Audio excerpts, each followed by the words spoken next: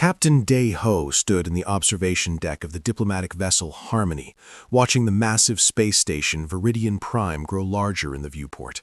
He had made this journey 43 times in the past 8 years. Each time he hoped things would be different. Each time he returned home with nothing but empty promises behind him. Ambassador Hana reviewed her notes one final time. Her hands moved across the datapad with practiced efficiency, but Day-Ho could see the tension in her shoulders. They both knew what today's council meeting would bring. They had known for weeks. 7 times, Hana said quietly. We've asked 7 times for equal representation. Day-Ho turned to face her. Maybe the 8th time will be different. Hana smiled, but there was no humor in it. You don't believe that any more than I do. She was right. The Galactic Council had made its position clear from the beginning. Humans were useful. Humans were strong. Humans could survive in places where other species would die within minutes. But humans were also too aggressive, too emotional, too unpredictable. They could participate in council discussions. They could offer suggestions. But they could not vote on matters that affected the entire galaxy. It was a polite way of calling them second-class citizens. The docking procedures took 20 minutes. Day-Ho and Hana walked through the pristine corridors of Meridian Prime in silence. Around them, dozens of species went about their business. Some nodded in greeting, others avoided eye contact. Everyone knew the humans were here for another failed vote. The council chamber was already full when they arrived. 200 species had representatives present, their forms ranging from the aquatic pelicans in their water-filled spheres to the massive rock-like grinders who barely fit through the chamber door. At the center of the room, on the highest platform, sat the Council of 12, the founding species who held veto power over any decision. Hana took her place at the human podium. Day-Ho sat beside her, hands clasped behind his back in the military rest position. He had learned years ago that the council preferred humans to look as non-threatening as possible. The session began with standard reports, trade agreements, border disputes, resource allocation. Day-Ho listened with half his attention while monitoring his communication device with the other half. His crew on the Harmony was tracking something unusual, increased military activity near the Rawlian border. Then Hana's name was called. She stepped forward and delivered her speech. It was the same speech she had given 6 times before, with minor variations. She spoke of humanity's contributions to galactic society. She detailed the rescue operations, the infrastructure projects, the dangerous missions that only human ships would accept. She reminded the council that human crews had saved over 4 million lives in the past decade alone. She asked one more time for equal voting rights. The silence that followed was familiar. Day-Ho had heard it before. It was the silence of people who had already made up their minds and were simply waiting for the appropriate moment to say no. Councillor Theron, a tall insectoid creature with 4 arms and compound eyes, spoke first. Ambassador Hana, we appreciate humanity's service to the galactic community. However, the Council must consider the psychological profiles of all species before granting full membership right. Humans remain classified as a high-aggression species from a Class 12 death world. This classification requires additional observation time before voting privileges can be expended. How much more time? Hana asked. The edge in her voice was subtle, but Day-Ho heard it. The Council will review humanity's status again in 15 standard years. 15 years. The same answer they had given last year and the year before that. Hana opened her mouth to respond, but Day-Ho's communication device vibrated urgently against his wrist. He glanced down and felt his blood turn cold. Emergency transmission. Colony ship Bright Future under attack. He touched Hana's shoulder and showed her the screen. Her face went pale. The Bright Future was a civilian vessel carrying 50,000 people to a new colony in the Kepler sector. Among those people were Hana's sister and her 3 children. Among them were Day-Ho's former crew members. Among them were families, teachers, engineers, artists, children too young to understand what space travel meant. Hana's voice cut through the council chamber like a knife. We need immediate military assistance. One of our colony ships is under attack in the Kepler sector. The council members looked at each other. Councillor Theron's mandibles clicked together in thought. "What is the nature of the attack?" "Rallian warships," Deho said, reading the data as it came through. 3 heavy cruisers. The colony ship has minimal defensive capabilities. "The Kepler sector is outside Council protection zones," another counselor said. This one was Mandora, a floating jellyfish-like being that spoke through a translation device. "The attack is unfortunate, but not within our jurisdiction." Hana's hands gripped the podium. 50,000 civilians are going to die. We need help now. "The Council must vote on whether to intervene in non-protected space," Theron said. "This will require time to—" "We don't have time." Deho stepped forward, abandoning protocol. "The ship's shields are failing. They have maybe 2 hours before hull breach." The Council went into discussion. Deho watched the chronometer on his device and felt each second like a physical weight. The bright future was 3 days from the nearest human military vessel, but a Council fleet was only 6 hours away, conducting exercises in a nearby system. 6 hours. They could make it. They could save everyone. The discussion dragged on. Procedures were cited. Protocols were referenced. One counselor suggested that this was an internal matter between humans and Rallians. Another pointed out that intervening might escalate tensions. A third worried about the cost of diverting the fleet from its scheduled exercises. 45 minutes passed. Deho's device updated. The bright future's shields had collapsed. Hull breaches on 3 decks. Casualty reports coming in. He showed the data to the Council. "Please send the fleet." Counselor Theron looked at the numbers. "This is indeed tragic. The Council extends its sympathies to—" "Sympathies?" Hana's voice was barely above a whisper. "You're offering sympathies?" "The Council has voted," Theron continued. "Intervention in the Kepler sector is not approved at this time. However, we have an urgent matter that requires Earth's immediate attention. A mining facility in the Terrier system is experiencing equipment failures. We need human engineers and rescue ships to—" "No." Hana said it so quietly that Deho almost missed it. Theron's compound eyes fixed on her.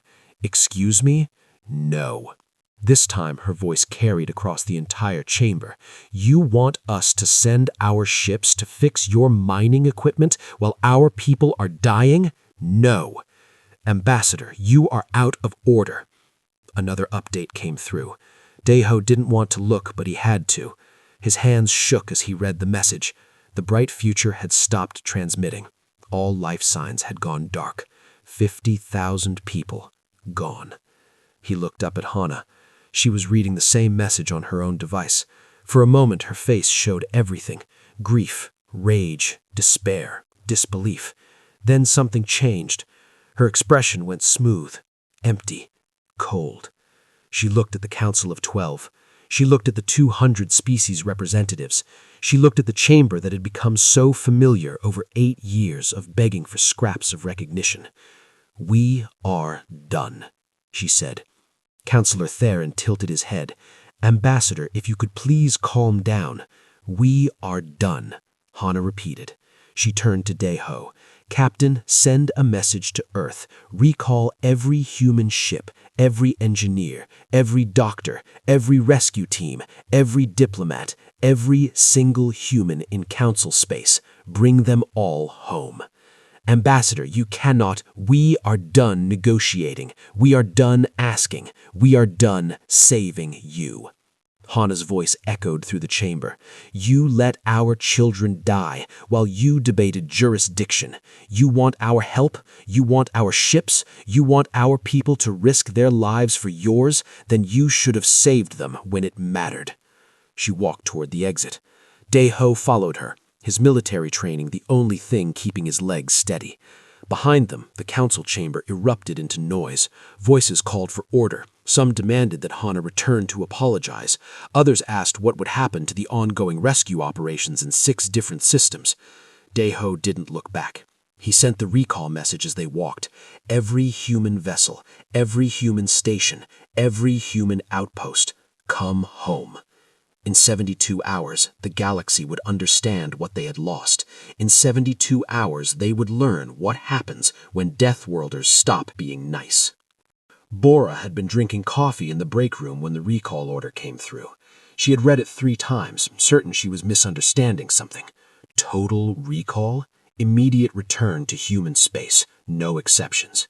She was the chief of Earth's Deep Space Rescue Corps. Her teams were currently managing 7 active operations across 4 sectors. 3 of those operations involved species that would die without human assistance. One was a medical emergency on a station with 15,000 inhabitants.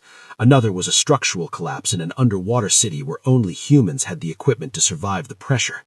The coffee went cold in her hands as she stared at the message. JJ, her second in command, Unoa, appeared in the doorway. The young woman's face was pale. "You saw it too?" "I saw it." Boris set down the coffee cup. "Call everyone in. Emergency meeting. 10 minutes. The rescue corps gathered in the main briefing room. 32 teams, 418 people. They joined the corps because J1 held up one hand. "Are you prepared to offer her full council voting rights, equal representation, protection for all human colonies, military support when we call for it?" Thresh hesitated. The council would need to discuss. "Then we're done here. Earth's terms are simple. Full equality or nothing at all. Come back when you're ready to say yes, Admiral. Species are dying while we debate. 50,000 of our people died while you debated." J1's voice could have frozen stars. "You didn't care then. We don't care now. This conversation is over." The communication cut off. Within hours, a recording spread across the galaxy with Santi's own commentary. She explained how human rescue teams had saved the Pelian homeworld from an asteroid collision, how human engineers had rebuilt the Granima orbital platforms after a solar flare wiped out their technology, how human doctors had cured the mandrill plague that nearly wiped out their species. She listed every major crisis of the past 50 years and highlighted humanity's role in solving them. Then she showed the council vote on the bright future, the debate over jurisdiction, the casual dismissal of 50,000 lives. The recording ended with a simple question. Who are the real monsters? The species that asked for help, or the species that refuses to give it? By the end of the first week, galactic civilization was in genuine crisis. Space stations continued failing. Ships were stranded on closed routes. Medical emergencies went unanswered. The Rallian Dominion, emboldened by Council weakness, attacked 2 more colony worlds. One of those worlds sent a desperate plea to Bora's rescue corps. The message was simple. 20,000 civilians trapped by orbital bombardment. Rescue ships needed immediately. The Rescue Corps was the only organization with the equipment and expertise to evacuate people under active fire. Bora watched the message in her quarters. She listened to the voices of children crying in the background. She saw the thermal readings showing cities burning. Her hand moved toward the communication panel. 1 word, 1 order. That's all it would take. Her teams would go. They always went. Then she looked at the other display on her desk, the memorial list from the bright future. 50,000 names. She found an assister, found the 3 children, found the crew member she had trained with years ago. She pulled her hand back. "I'm sorry," she said to the empty room, to the message, to the people she could save but wouldn't. "I'm so sorry, but you should have saved ours first." She deleted the message without responding. The galaxy was learning a hard lesson. Kindness is not weakness. Patience. Sojourn had predicted this moment 5 years ago. She had written a paper about it during her graduate studies in xenoanthropology. The title was simple, The Inevitable Breaking Point. Why humanity will eventually stop serving the Council. Her professors had called it too pessimistic. The Council's Academic Review Board had rejected it for publication. They said it promoted dangerous ideas about interspecies relations. They said humanity was happy with their role in galactic society. Now, though 3 months into what the galaxy was calling the Silence, Sojourn's paper was being shared across every academic network in council space. Universities that had rejected her work were now asking her to speak. The same professors who had criticized her were sending apologies. She ignored them all. Instead, she stood in front of her classroom on Earth, teaching the next generation of human diplomats and strategists. Today's lesson was about power dynamics. Power is not about strength, she told her students. It's about necessity. For 50 years, we made ourselves necessary. We became the galaxy's emergency services, their infrastructure support, their rescue teams. That should earn us respect. One of her students raised a hand. Did it earn us respect? Sojourn smiled without humor. It earned us exploitation. They respected our usefulness, not our humanity. There's a difference.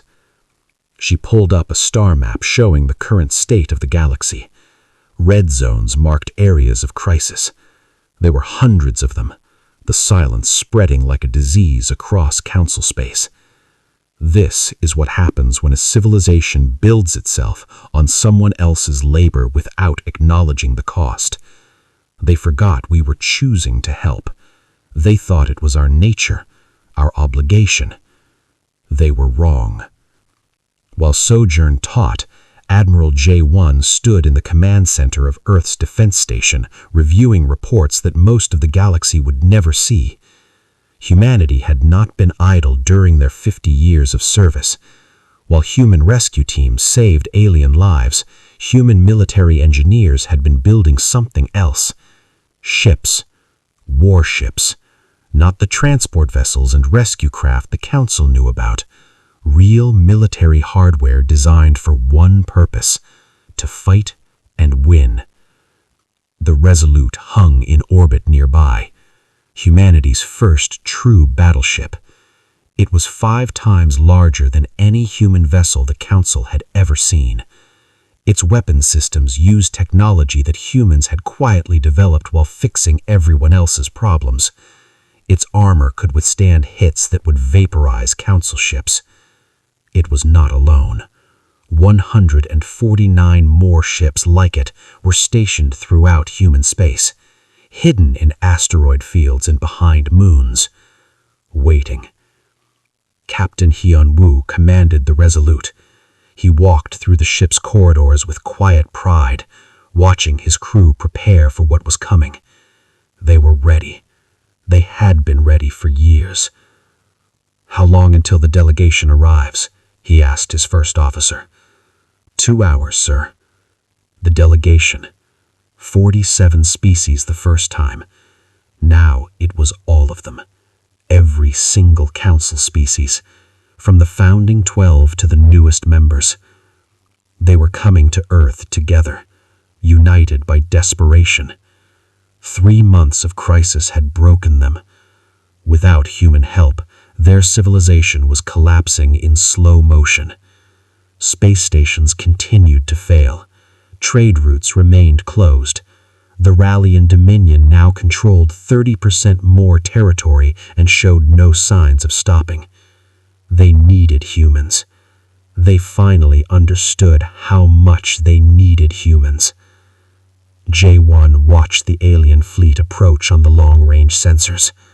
200 ships, all displaying peaceful intentions, all carrying representatives who once looked down on humanity as useful but inferior. This time he let them land, but only their delegation leaders, only in a secure facility outside New Seoul, and only under heavy guard.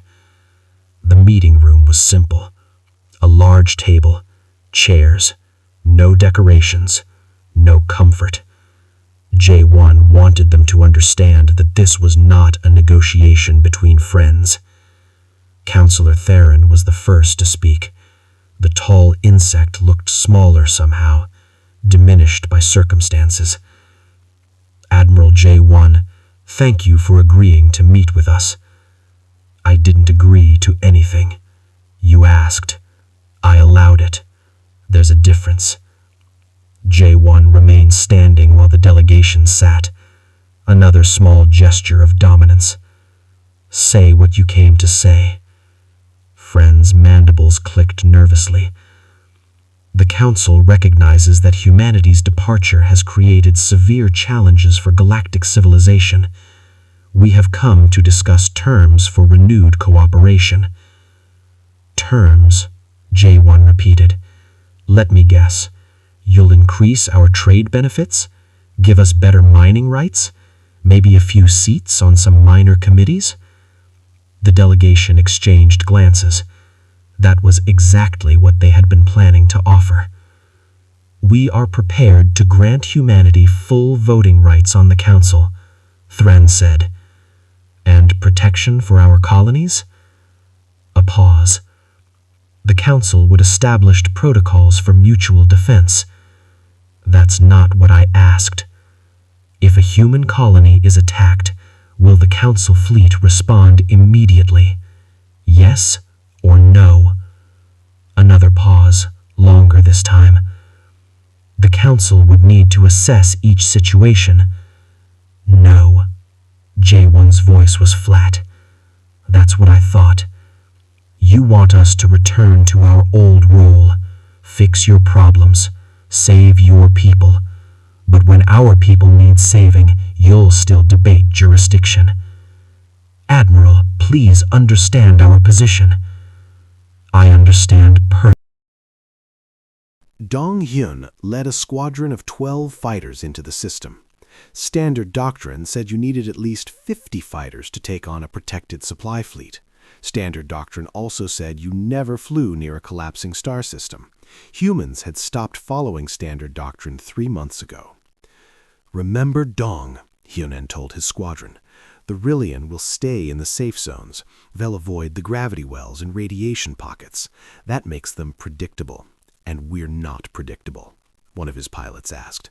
We're insane. There's a difference. They hit the Rillian fleet from an approach vector that every tactical computer... It was impossible.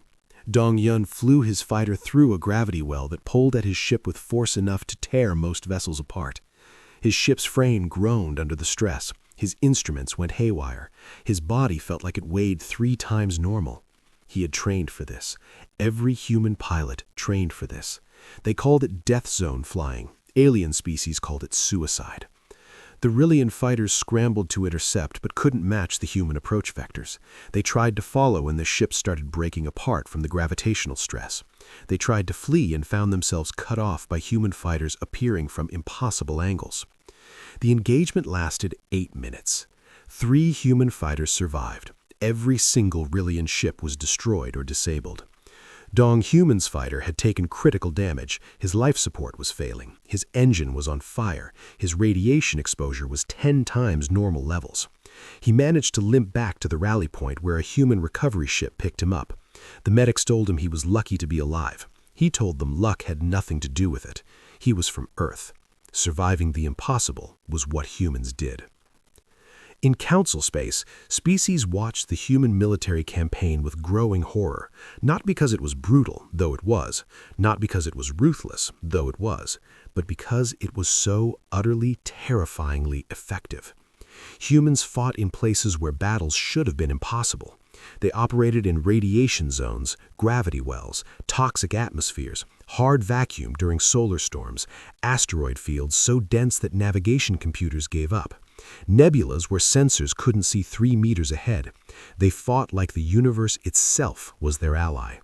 Because for humans, it was.